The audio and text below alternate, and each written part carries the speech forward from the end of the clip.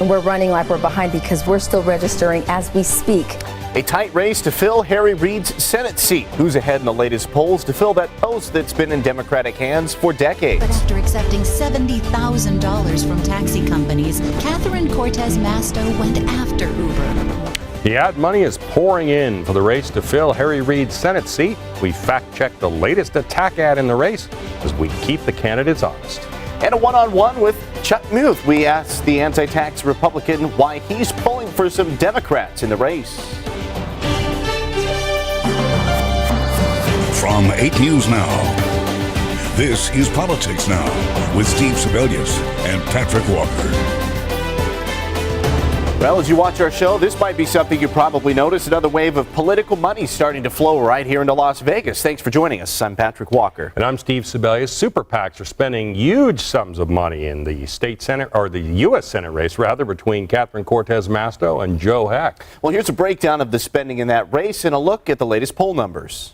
Catherine Cortez Masto. I approve this message because after months of ads and hundreds of thousands of dollars of airtime bought in Nevada, U.S. Senate candidate Catherine Cortez Masto's opponent is answering. Conservative super PACs are pouring millions of dollars in TV ad buys into Nevada in support of Republican Congressman Joe Heck. A group affiliated with Senate Majority Leader Mitch McConnell is spending $6 million. That's on top of a $2.3 million ad campaign highlighting Joe Heck's military career. Catherine Cortez Masto went after Uber. And the Koch brothers-backed Freedom Partners Action Fund recently spent $1.2 million on this ad, attacking Cortez Masto specifically over a legal challenge of Uber's operation in the state while she was Attorney General. So why is so much money being spent here? Democrats are making a push to regain the Senate this election, and for Republicans, flipping Harry Reid's seat to the GOP could be key in keeping the majority. I would expect Heck to be ahead. He's got a big name, general, congressman, doctor, and everything like that. She's got a little bit of baggage behind her. We're 120,000 registered voters up on the Republicans, and we're running like we're behind because we're still registering as we speak. The race is expected to be tight, but a new Democrat Commission poll released this week shows Heck with a 5-point lead over Cortez Masto. But that's within the margin of error of 5.6%. It's a close race with a long way to go until November. Patrick Walker, 8 News Now. And notwithstanding that fact that November is still a long way off, we do have to keep in mind how hard it is in Nevada to poll. The most notable example, of course, we talk about a lot, when the polls had Sharon Angle beating Harry Reid in 2010. Well, obviously that didn't happen. We'll talk more about polling coming up in just a few minutes, Steve. Thanks, Patrick. Now, Democratic U.S. Senate candidate Catherine Cortez Masto is coming under attack again from a familiar foe, a Koch brothers PAC that's accusing her of killing jobs in the early days of Uber. We're keeping it modest. In a tough economy, a paycheck can mean everything to your family. Many Nevadans relied on Uber for work, but after accepting $70,000 from taxi companies, Catherine Cortez Masto went after Uber once, twice, 3 times until she drove them out of town, along with all their jobs. She put campaign donors ahead of Nevadans and protected special interests instead of us. Well, this ad, like the previous spot from the same group, Freedom Partners Action Fund, arranges facts in such a way as to make them appear more ominous than they are. But there's a lot more to this story. For example, Cortez Masto did accept thousands from the taxi industry, but those donations came years earlier, during her runs for office in 2006 and 2010. But Uber didn't come on the scene in Nevada until late 2014, 4 years later. One lobbyist for the taxi industry told us that in 2010, nobody in Nevada had even heard of Uber, much less feared it would come to Nevada. Next, when Uber did start operating, it drew the attention of the Nevada Taxicab Authority, a state agency that regulates transportation in southern Nevada. Why? Well, according to the authority, Uber didn't have the authorization to operate in the state without getting the permits regular taxi companies have to get. Cortez Masto, whose deputies represent the authority, did seek a court order to stop the company from operating, but the authority's board voted to support her legal strategy, and a Carson City judge almost immediately agreed with Cortez Masto that Uber was operating outside the law and issued an injunction. Now, ultimately, Uber had to go to the Nevada legislature to seek a change in the law so it could operate legally in Nevada. Once that law was changed, companies such as Uber and Lyft began operating in the state and do so to this day.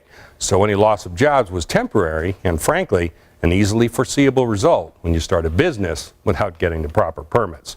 Once again, when you hear the whole story, Cortez Masto's actions in the Uber case look less like she's helping out a special interest and more like she was just enforcing the law. Patrick?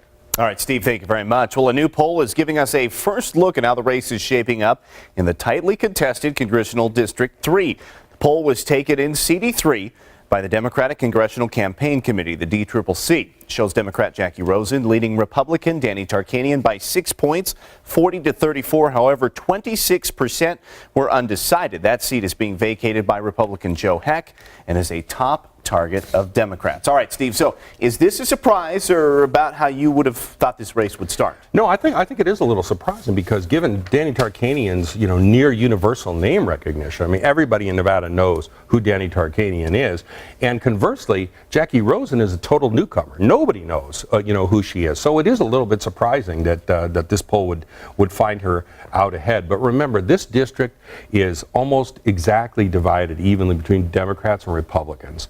And it has always performed a little bit better for Republicans. So I wouldn't go necessarily predicting that just the results of this poll means that Jackie Rosen's going to be the victor in that race. So let me ask you this, that 26% undecided, of course, with that margin only being 6% between the two, that leaves a lot of wiggle room. Remember, November's way off. Yeah, no, absolutely. I mean, that's a huge undecided number, and that probably has to do with the fact that one of the candidates is somebody they have not seen before, and the other candidate is somebody they've seen a lot. Right. Danny Tarkanian been on the ballot for many other offices over the years. So I think that's that's definitely going to be a factor. Again, it's so hard to predict, with polls this far out, what's going to happen on election day.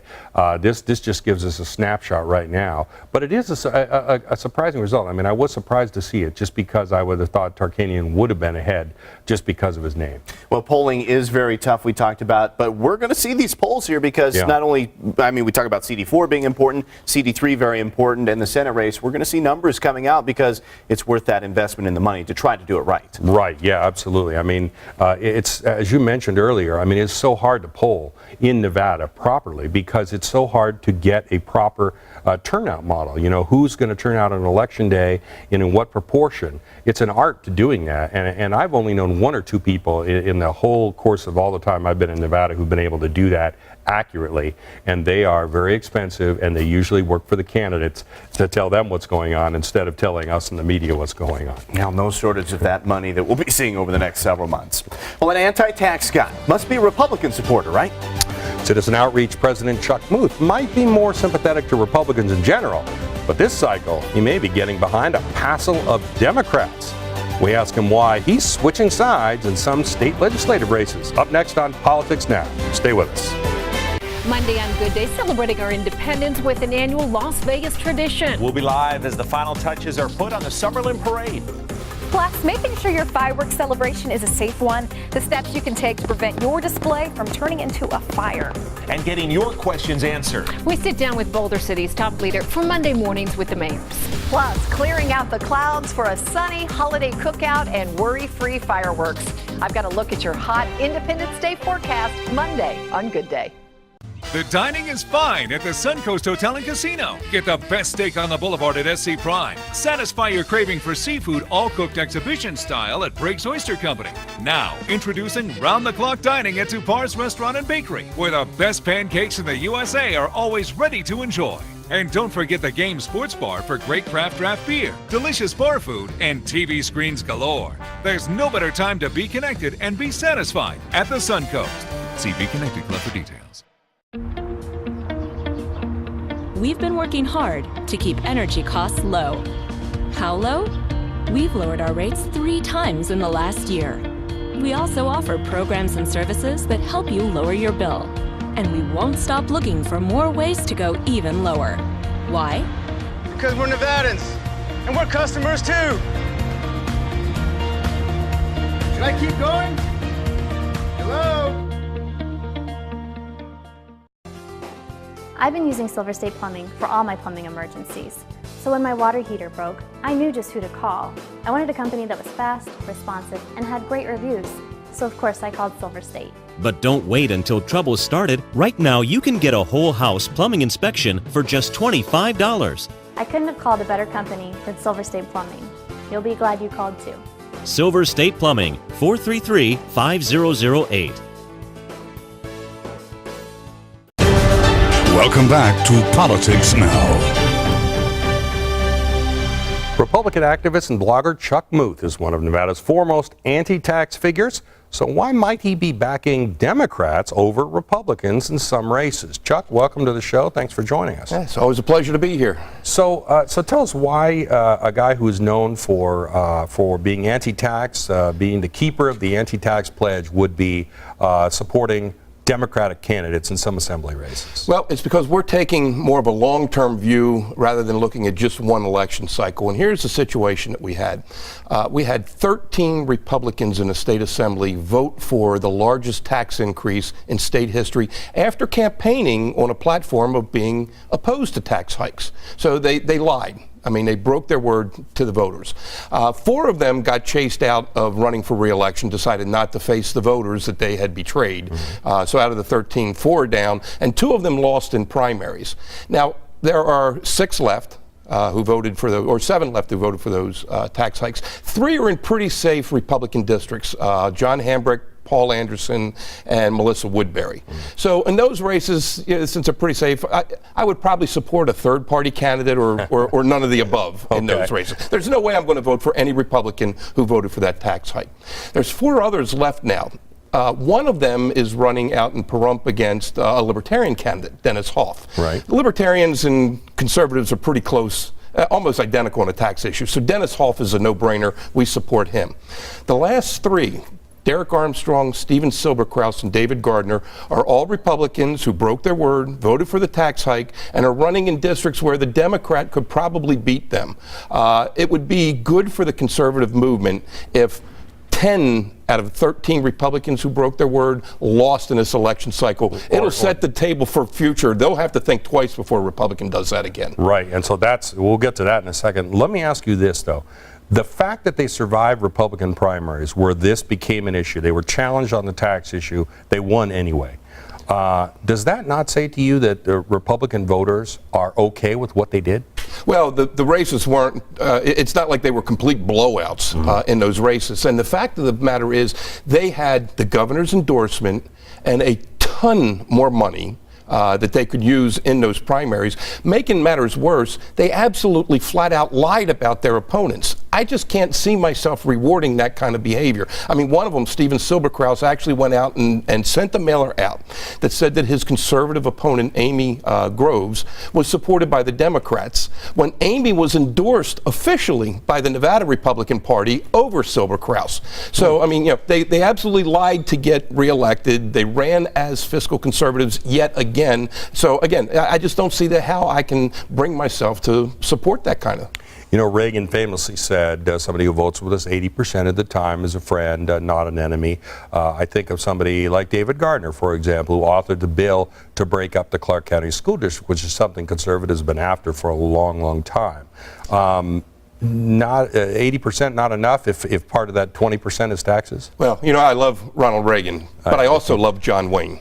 And in the movie The Cowboys, John Wayne told Bruce Dern they wouldn't hold prison against him, but he hated a liar. And I hate a liar. I mean, you just can't do that to voters on an issue of, I mean, it's not a minor conservative issue. That's the conservative issue that bands Republicans together, and they violated that. So heck with them.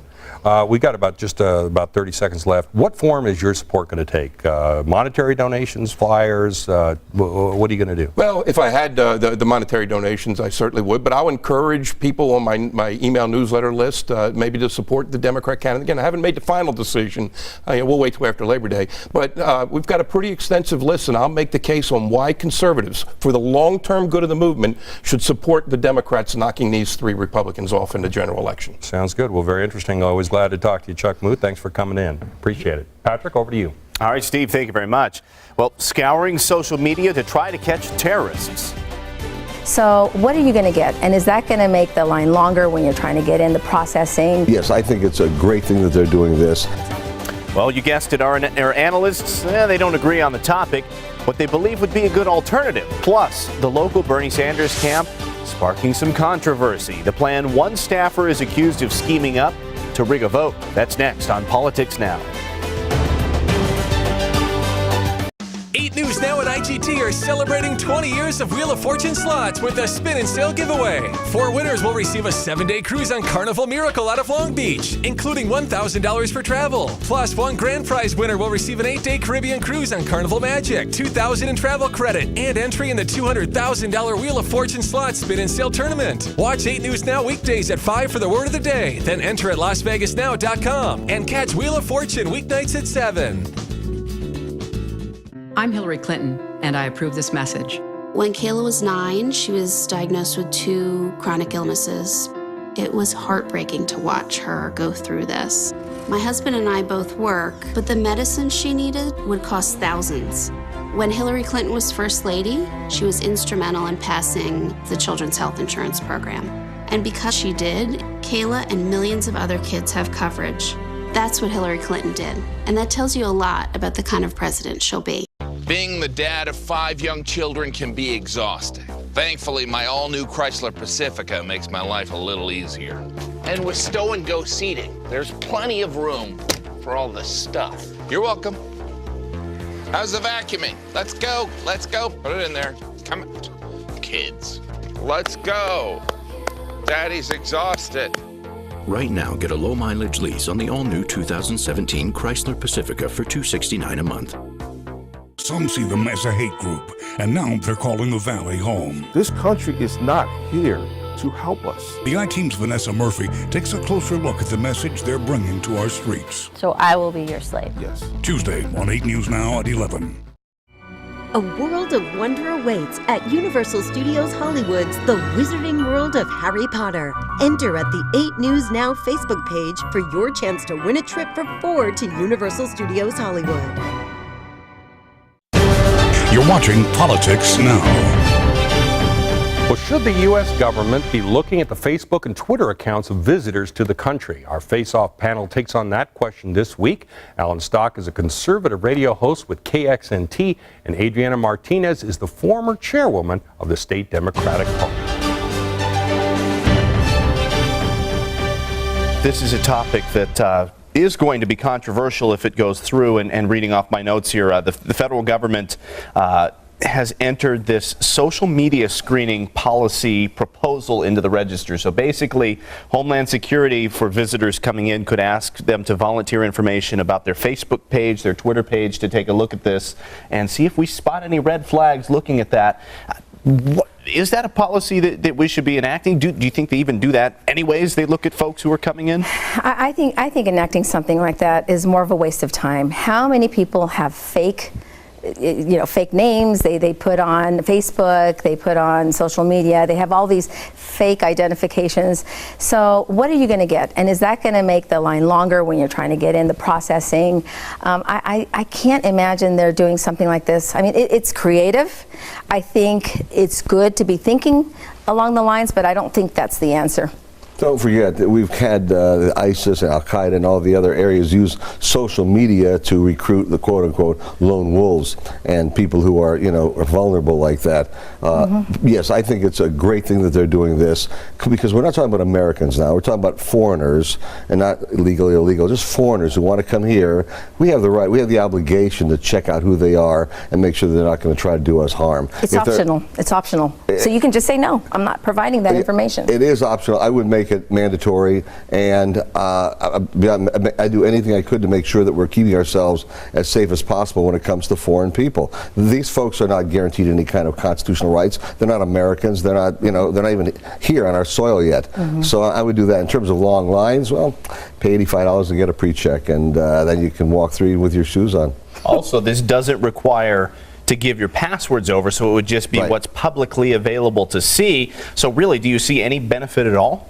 I don't see any benefit at all, because you, again, as I said, you can have a fake account And there are so many fake accounts out there, so what are you doing? You're providing something that's essentially fake. And if you're a terrorist, you're not going to provide your home address. You're going to provide a fake account. And so I just think it's a good idea, but I don't think it's going to work at all. It's one more tool, and it may not work, it may not make a difference. That's not working. It may not make a big difference, but it's one more tool in the box to be able to find out exactly what people's intents are when they're coming here.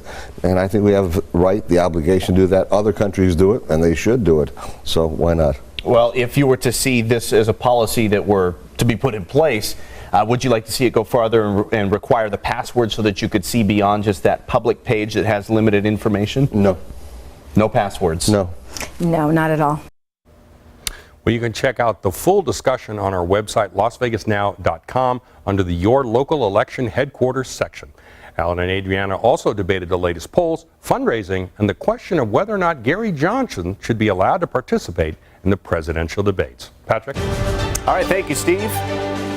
Now it's time for the Race Now, where we tell you about some of the big political stories this week. Bernie Sanders' Nevada State Director made some headlines this week when CBS News reported that she explored an option to cheat during the Nevada caucuses. Her plan to buy double-sided coins in case coin flips were needed to break any ties.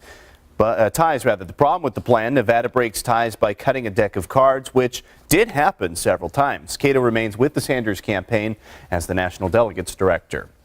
While many groups across the country are buying ads supporting people in the Senate races for Harry Reid's seat, one is waiting for the home stretch. A group affiliated with Republican Senate Majority Leader Mitch McConnell has reserved $6 million worth of airtime here to support Joe Heck in that race. A Heck victory could help McConnell regain the majority in the Senate. Retain the majority in the Senate.